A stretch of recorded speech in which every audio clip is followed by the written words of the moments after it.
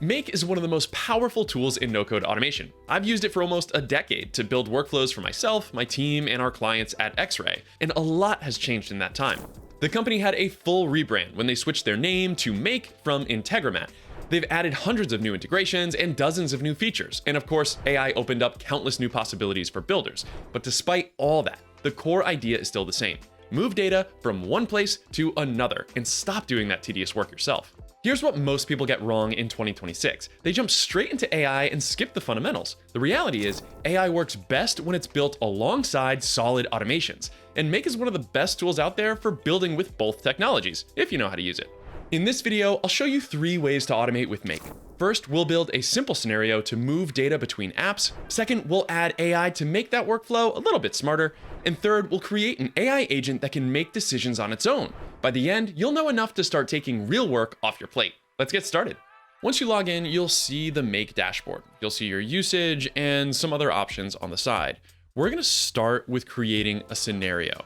Now, a scenario is the regular programmatic automation that you might be familiar with if you've used Make before. If not, it's gonna be simple logic where there's a trigger and there's subsequent action events. We're gonna get into the fancier agent AI stuff in a bit, but it's really important that you understand the fundamentals before we get too complicated. Plus, it will be much easier to build, maintain, and update these workflows when you have AI steps if you actually understand the basics. So let's start there. Every automation starts with a trigger. That is the event that prompts your automation to run. So when you pick your triggering event, you want to be as specific as possible in order to kick things off. Our example is going to be in Gmail, and we're going to watch for new emails. So I'm just going to click on this big plus button and type Gmail here in the search. And then I can click on Watch Emails. Now that I've selected Gmail Watch Emails, anytime I get a new email in my XRAY tutorials at Gmail's inbox, this automation is going to begin. If you haven't connected your Gmail yet, you can click on this Add button and then sign in with Google. It's going to be just like the OAuth of any other service that you're familiar with using Google.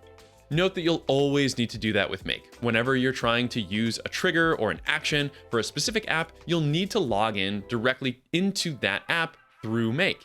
After you do that, you'll see a whole bunch of other filters or folders or options here. You can just leave them all blank and just click on Save. Then it asks you where you want to start. I'm going to choose manually so I can understand what the test data is that I'm going to actually build this automation with. And here I have an email from my good friend Matt, and I'm going to click on that and click Save. Now that data is going to be able to be used to build the rest of this automation. When I come down to the bottom left and I click Run Once, it's actually going to fetch that email, and I get all of the data associated with that email. I have the from name, the from email, the subject, the body, all of this information that I may or may not use, like HTML, but it's still really useful to be able to build the rest of the automation. The items to the left are variables, like the date and the subject, and we're going to insert those variables in different action steps right now. Now that our trigger is fully configured with test data, I can add another module, which is going to be an action step, to actually send this message to Slack.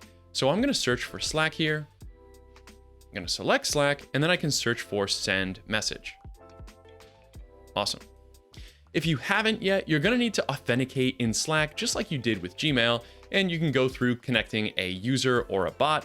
I'm not going to do that right now. I'm just going to use my XRAY tutorials integration that I already connected. For the channel type, we're going to select direct message. And then instead of username or channel ID, we're going to do user ID and paste in our user ID from Slack. You can grab this from the 3-dot menu in your Slack profile if you don't have it. Now let's configure the text that's going to be sent inside of our Slack message. When I click on the text box, I'm presented with a whole bunch of variables from previous steps. Every time the automation runs, the data on the right will actually change, but the structure, the variable itself, will stay the same. So what I want to insert to my Slack message is something like the email that it came from, the date that it was sent, the subject, and the full body. Now, how do I get the variables in here? Well, it's as easy as just clicking on the variable there. And if I actually go ahead and click on a bunch of them, like the date and the subject and the full body, I can just come into this text box and drag them to where I want them to go. It's really a nice feature that Make has to just make it easier to plant variables where you want them inside of the static text. So that's all I want to configure inside of this text message, and I'm just going to click Save. Now we're actually going to test this full two-step automation. So I'm going to right-click on Choose Where to Start, and I want to choose manually again, and we're going to select that email from Matt. Click Save, and then click Run Once. Now both modules are going to run, and I can see with these checkbox up top, the actual Slack message was sent, and I'll pull that up now. And there it is, our Slack message sent by the classic Integromat. You can tell we've had this installed for a while. Now that this is pretty much all set, we're going to name this scenario. We're going to call it Gmail to Slack notification. And I also want to configure the intervals. Keep in mind, every time the Gmail step looks for a new email, it consumes one task. If you want to get things down to 1 minute or so, you would actually have to pay for a higher plan, but you don't necessarily want to do that. The best way to save money here is going to be adding advanced scheduling. You only want this thing to run during certain times of the day or during certain days of the week. If you can restrict how often the Gmail step is looking for a new email, you'll be able to save money in the long term. And once you're fully configured, click on this button down here to actually turn it on. And don't forget to click on that save icon, those floppy disks for those of you that remember. Changes are not saved automatically here. You do need to click on this button to actually save whatever changes you made to your scenario. Automations like this are really simple, but the foundations of building anything in Make are based on this exact concept. The real value here is moving data from one place to another, and it's a really easy pattern that you can apply to all of the tools that you use on a daily basis. This concept will be really powerful, especially when you introduce AI. All right, now we're gonna actually add an AI step between the Gmail trigger and the Slack action. This will summarize the email for us and assess its urgency. The summary will go into the Slack message instead of the full body, and we'll be able to have a better understanding of how urgent this message actually is. Right-click on the 3 dots. Now we're gonna click on Add a New Module. Just like before, you need to choose the app you want to insert into your scenario. There are 2 main ways to add AI prompts to Make workflows. The first is to use the AI provider themselves, like Claude or Gemini. You would need to actually set up an API key and billing. We're gonna use Make's AI Toolkit. Instead of paying each individual AI provider directly, we're just gonna use credits in our Make account. It's quicker and easier to set up. So let's start there. Choose Make AI Toolkit as the app, and you'll have several options for making sure this is set up the way you need. Now you can add whatever prompt you actually want and choose the model that you want to use. There's a couple different options, OpenAI and Anthropic, and I think for our purposes today, we can use the simple medium model. As for text, we're going to paste in a longer prompt and begin to insert the variables directly here.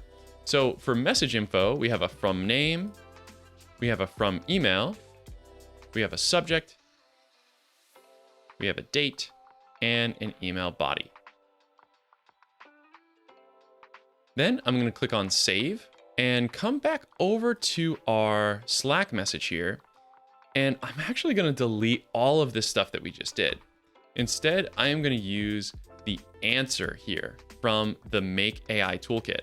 Click Save, and now let's try running it one more time.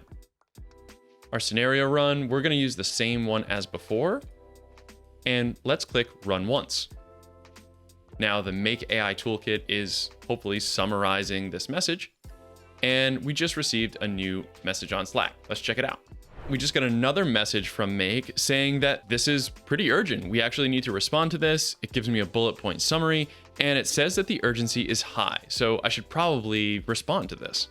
Adding AI prompts to your scenarios give you extensive abilities to generate, transform, and interpret data. It's not just moving information from one place to another. You're actually creating new information in this step, but it still follows a strictly linear path. If you want real flexibility and intelligence inside of your automations, the best way to do that is with an AI agent. That's what we'll explore next, building an AI agent that can actually think and act on its own. If you're watching this and thinking, I could use this at work, but I don't have time to build this myself, that's exactly what we do at XRAY. We help teams design workflows that take the busy work off their plate using AI, automation, and the tools they already pay for. No rip and replace, no year-long implementation before you can actually start using the system, just real automations that give your team their time back. There are two ways to work with us. If you want quick help on a specific problem, book an hourly session and we'll build alongside you live. If you're ready for a bigger transformation, our monthly engagements go deeper. We map your processes, find highest impact opportunities, and build the systems to run them. Either way, you can find us at our website, xray.tech. Now let's build that AI agent. AI agents let you build helpful AI assistants that can use any of the 3,400 apps that Make already connects to. Make handles the authorization, and you get a simple, quick, secure way to build AI agents in any of these apps. Agents are included with all Make plans, even the free plan. And just like with AI prompts, AI agent tokens count against your credit limit. So if you need more credits, you can, of course, upgrade to a higher subscription tier or just add more credits to your existing plan.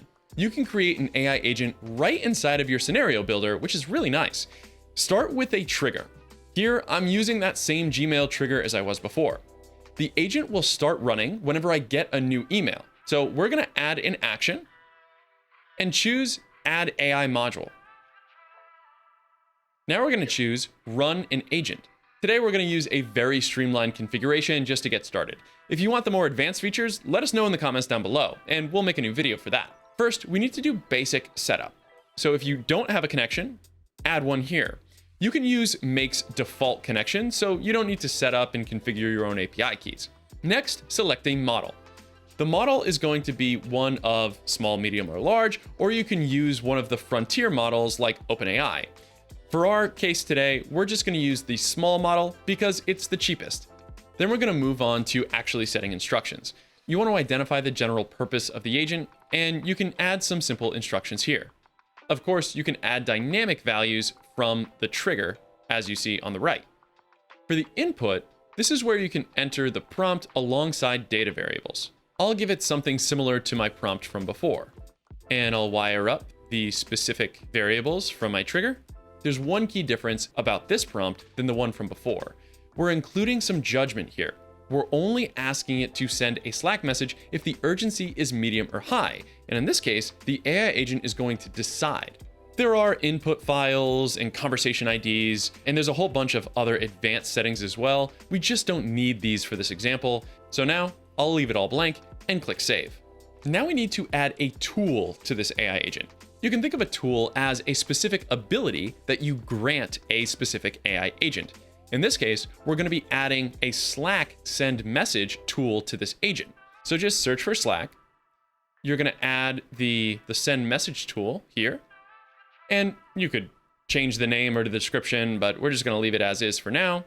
Make sure your connection is the right one that you want to use. And you can have the agent decide as it goes down these different options. In our case, the only thing I really care about is that it sends me a DM. So we're going to select from a list. We're going to change public channel to direct message, and we're going to change channel ID to user ID. Then we're going to uncheck the let agent decide and paste in my user ID. For the text, we are going to let the agent decide, and we'll let it decide about blocks too. Why not? You can also allow it to decide on all of the advanced settings. So whether or not it's threaded, broadcasting, link names, etc. We're just going to turn that off because we just don't need it here.